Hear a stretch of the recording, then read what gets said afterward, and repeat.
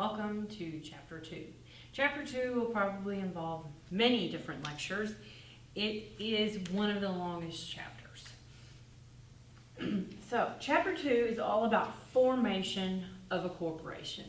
Specifically, you'll hear this code section a lot, Code Section 351. Now, Code Section 351 applies not just when a company is formed, but can actually be used at any point during a corporation's existence. Okay? It doesn't have to be just when it's formed.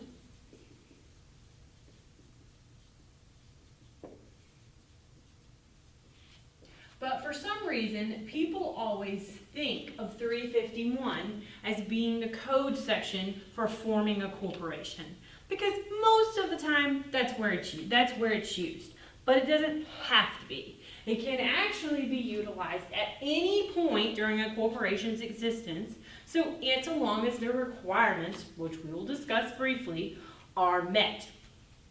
Now, why do you care? What is this Code Section 351? Why would I want to qualify for it? Okay, well, let's go back to individual income tax for a minute. If you will remember, you should have learned, at least, the difference between income realized and income recognized.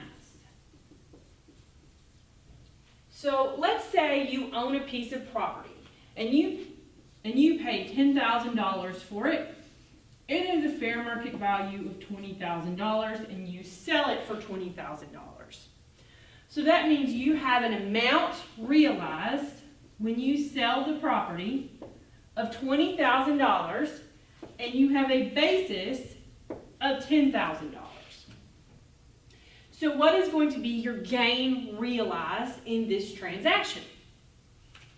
$10,000. $10,000 gain realized. Okay, great. So we constantly talk in tax about the difference between realized versus recognized. So I want to talk about this right now, even though most of you probably already know it. It's an important enough quintessential tax concept. We need to talk about it again. So the word recognized, all that really means is it's taxed. Okay? So when income is recognized, it is taxed. When income is realized, it is not taxed. We're talking about gains right now, so we're focusing the conversation on gains. We'll talk in just a second about losses. So if this taxpayer has a $10,000 gain realized, how much gain are they going to recognize? Or what is their gain recognized? In this situation, if they're just selling their property to a third party, they're also going to have a $10,000 gain recognized, which means a $10,000 tax liability, essentially. So, when does gain realized equal gain recognized, like in the example that I just gave here? The rule is gain realized equals gain recognized unless the code has an exception. Okay? So this taxpayer has $10,000 of gain recognized under Code Section 1001. Now let's say this same taxpayer, instead of selling the property to a third party, they contribute it to a corporation. So now we have our newly formed corporation, and we have our shareholder A, and they're contributing this property with a $10,000 basis and a $20,000 fair market value, and in return, they're receiving stock. So we'll talk about the requirements of a 351 transaction in a minute, but let's assume this is a good 351 transaction. So what 351 does, and if you look into your code and reg book, Code Section 351A, which is page 64 on my book. Again, we have different versions, okay? But Code Section 351A says, no gain or loss shall be recognized if property is transferred to a corporation by one or more persons, blah, blah, blah. So what Code Section 351 does is it is one of these exceptions in the code that turns off gain recognition. So with our taxpayer here, this taxpayer that is disposing of property, because a property disposition is a taxable event under Code Section 1001. However, Code Section 351 is an exception. There are many, many, many exceptions. We are going to talk about many in this class. But the one we are going to be talking about, at least for the next few hours, is Code Section 351. So with Code Section 351, what we allow the shareholder to do, A, is we basically make this a non-recognition. We call this in the biz a non-recognition transaction. What that means is the taxpayer is not going to pay any tax. The tax is deferred. Deferred, that's an interesting word. Why is it deferred? We'll talk about that in a minute. But this shareholder A is basically not going to pay any taxes on this transaction, okay? Because this would qualify as a 351 transaction, which turns off gain recognition, okay? Now, what about loss? So we've been talking a little bit about gain. What about losses? What is the rule for loss, gain, loss, realize, and recognize? Okay, so the rule for realize versus recognize is just the opposite.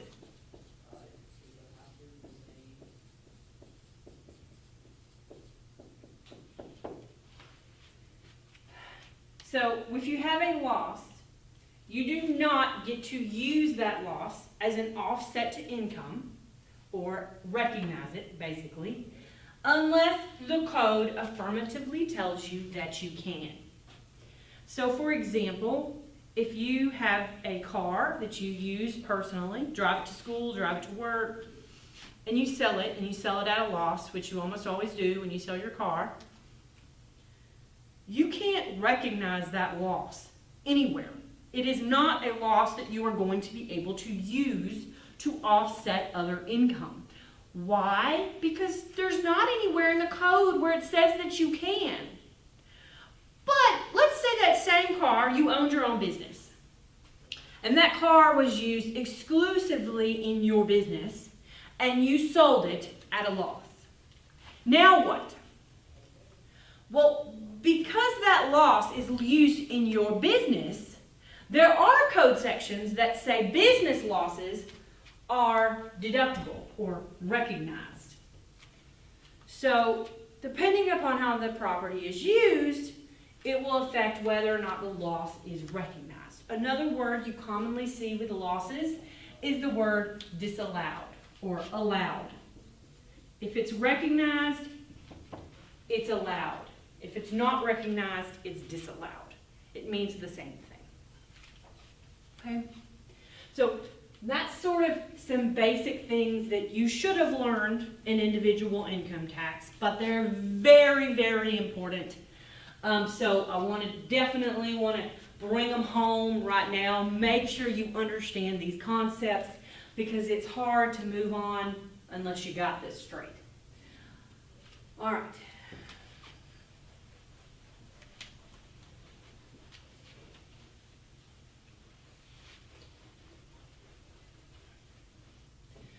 So, what is a 351 transaction?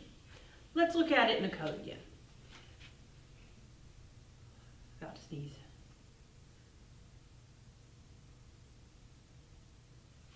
Excuse me. No gain or loss. First thing, no gain or loss shall be recognized. So we're turning off recognition. If property is transferred to a corporation by one or more persons solely in exchange for stock, and immediately after the exchange, such persons or persons are in control of the corporation. Small code section, but it has a lot in it. The first thing you need to know about Code Section 351, very important, applies only to shareholders. I abbreviate that in this class as capital S, capital H, shareholders. This code section does not apply to the corporation. So the corporation that is receiving the property and giving it stock, here Corporation X. This code section does not apply to the corporation. Please remember to keep that straight. Code Section 351 only applies to the shareholders. Now the shareholder may be another corporation. You could just as easily have, instead of A being an individual, A is a corporation, and they are contributing property and receiving stock. It's fine. I'm not saying A can't be a corporation. I'm just saying this code section only applies to the shareholders that are contributing property and receiving stock. Okay? Second important thing to note under 351, it can apply either at formation or at any point during existence. So long as the requirements are met, Code Section 351 can turn off gain recognition. Now let's talk about the elements or the requirements under Code Section 351. The first one, the shareholder must exchange property. Property for stock of the corporation, and the shareholder must have control immediately after the exchange.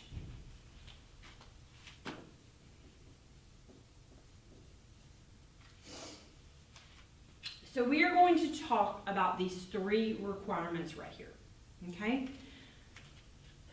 The first one we're going to talk about is probably the most difficult, and it's requirement 3, control. So as you can see, when you read Code Section 351, it says, immediately after the exchange, such person or persons are in control, as defined in Code Section 368C of the corporation. So what does that tell you? What does control mean? Well, let's go take a look at Code Section 368C. Now, the word control is used many times in the code, and depending upon where you are, different definitions of control apply. So it is actually very important that 351 directs us to the 368C definition of control.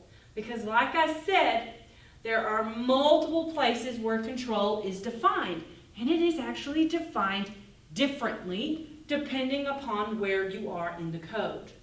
Here, there's no guessing.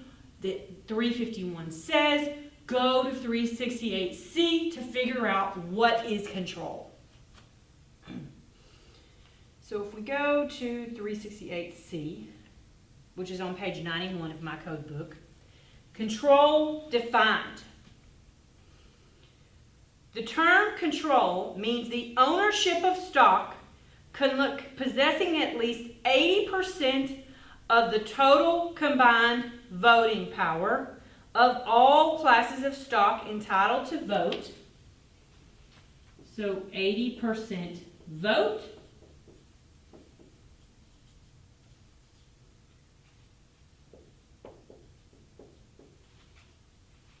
And at least 80% of the total number of shares of all other classes of stock of the corporation. So 80% number of shares of non-voting.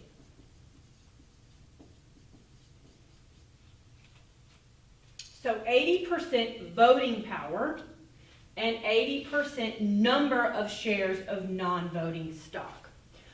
So this isn't really discussed too much in this book, but what exactly is considered to be voting power? How do you calculate that? Honestly, it can be really tricky. I've read a lot of authority out there. It's not entirely settled. But the one big thing that is observed with voting power is the power to elect directors on the board of directors. So that is one very large indicating factor to look at voting power. We're not really going to go into a discussion on this in this class.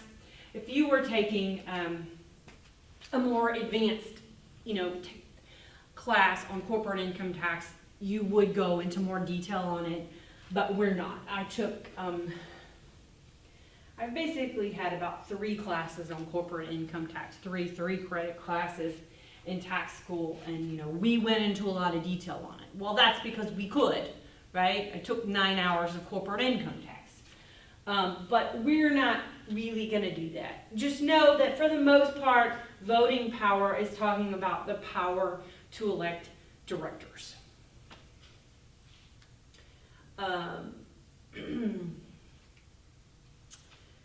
So,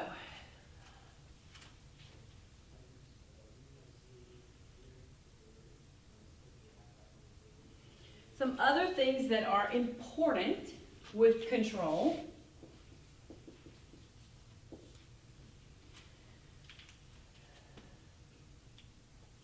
Control can be obtained by one or more persons. So it does not just have to be one person. And please know, the word person is not defined as only organic individuals. It can be defined as other corporations, partnerships, trusts, individuals, basically anybody.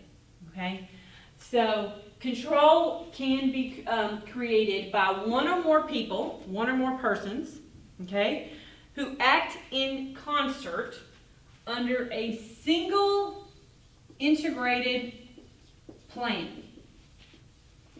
What this means is the contributions do not have to be simultaneous.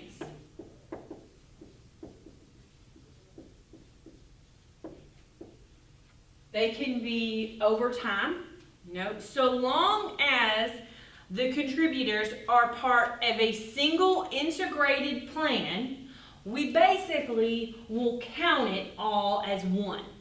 Now, if you look at the language in the code, this does divert a little from the plain language, because the code says the shareholders must have control immediately after the exchange. The trouble is the code doesn't say, well, when is the exchange measured? Is it right after the first contribution, or is it right after the last? Because as we'll see in the problem, it can really change the outcome. Well, the rule is that so long as it is part as a single integrated plan, i.e. multiple shareholders are deciding to create a corporation. Shareholder A can't put property in until March 2nd. Shareholder B is going to put their property in June 2nd.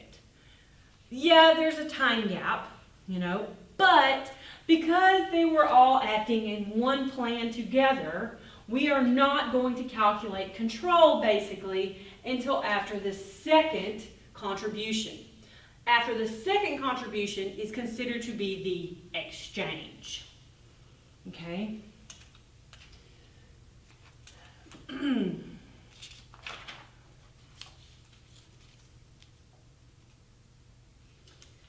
Another operating rule with control.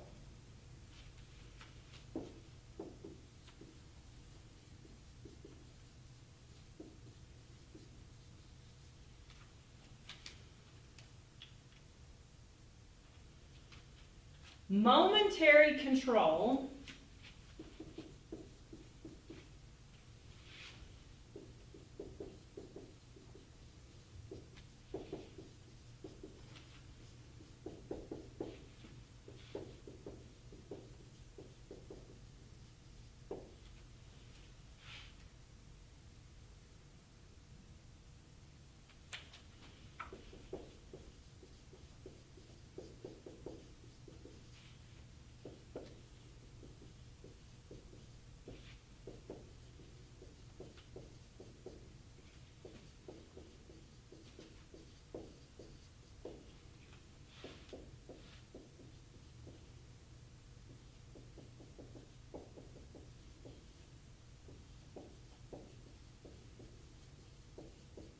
Okay.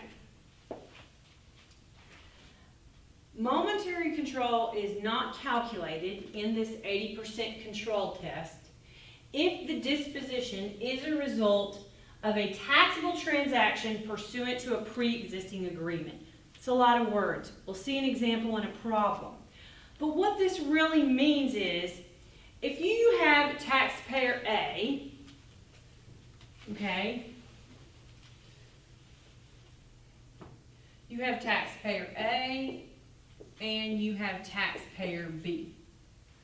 And taxpayer A is contributing property and taxpayer B is contributing property. But taxpayer A had an agreement to sell her shares to shareholder C. Immediately after the contribution. This agreement to sell to C was in place before the contribution, and it will be a taxable sale. What that means is we don't count shareholder A's ownership in calculating control. We also don't count shareholder C. Why is that? Well, because shareholder C did not exchange property to the corporation. Okay? He did not contribute any property to this corporation. All he did was give money to A, and A gave him her shares. So what that means is, that doesn't necessarily mean the transaction fails, but it means if A was going to be a 50% shareholder, and B was going to be a 50% shareholder, now how much control does shareholder is there for this control group? Well, if shareholder A has a pre-existing agreement to sell her shares to C right after the contribution, then her 50% ownership is not calculated. So how much control is in the control group? Well, now the control group only consists of B, and B only owns 50%. So is control met here? No, because 50% is greater than 80%. Is less than 80%. So B is not going, both B and A actually, are not going to have a good 351 transaction because they don't have the requisite 80% control. Now, if A did not sell the shares to C, A just put in property, got stock, they're both 50% shareholders. Now how much control do A and B have? 100%. They own 100% of everything after the contribution. So A and B are in the control group, is what we call it. And yes, it would be a valid 351 exchange because they are contributing property, they are receiving stock, and they have 80% control. Now, we are going to talk in a little bit on, okay, well, what does that really mean, okay, for them to have control? What does it mean when they have a good 351 transaction? What are really the tax consequences to all the parties involved? We'll get to that, but I think it's most important to discuss, do we have a 351 transaction at all? There is a case in the book called Intermountain Lumber. This is a very, very famous tax case. I know I've mentioned to you before, you don't need to focus on reading the cases in the book so much. This book is meant for law students, not for accounting students. So that's why there are a lot of cases. If this were an accounting book, honestly, the content would be the same. They just would give you a brief description of the case instead of making you read it. I do think there's value in being able to read cases as an accountant, because if you're going to be a tax accountant, you will be reading cases, absolutely. But it does take a lot of time out of this class, so we're not going to do that. However, this is a very famous case. You can find lots and lots of information on the internet about it just by Googling it. There's no real reason for you to go through the throes of reading it. So the test as laid out in Intermountain Lumber. If the transferee, as part of the transaction by which the shares were acquired, has irrevocably foregone or relinquished at that time the legal right to determine whether to keep the shares, ownership in such shares is lacking for purposes of Section 351. By contrast, if there are no restrictions upon the freedom of action at the time he acquired the shares, it is immaterial how soon thereafter the transferee elects to dispose of his stock, or whether such disposition is in accord with a preconceived plan not amounting to a binding obligation. Basically, all this stands for is there has to be some sort of pre-existing binding obligation to sell the shares for that shareholder's control to not be counted. There is another revenue ruling which is discussed after this case. It's Revenue Ruling 2003-51, so relatively common. All this revenue ruling stands for is that in order for control not to be counted, it must be a taxable transaction. So if this shareholder A, instead of selling the shares to C, let's say shareholder A gifted them to C, then that's not going to be a taxable transaction, not under the income tax code. And you don't, even if there is a pre-existing obligation, we're still going to be able to count A shares. So I'm going to go to the next pause and we'll do a problem.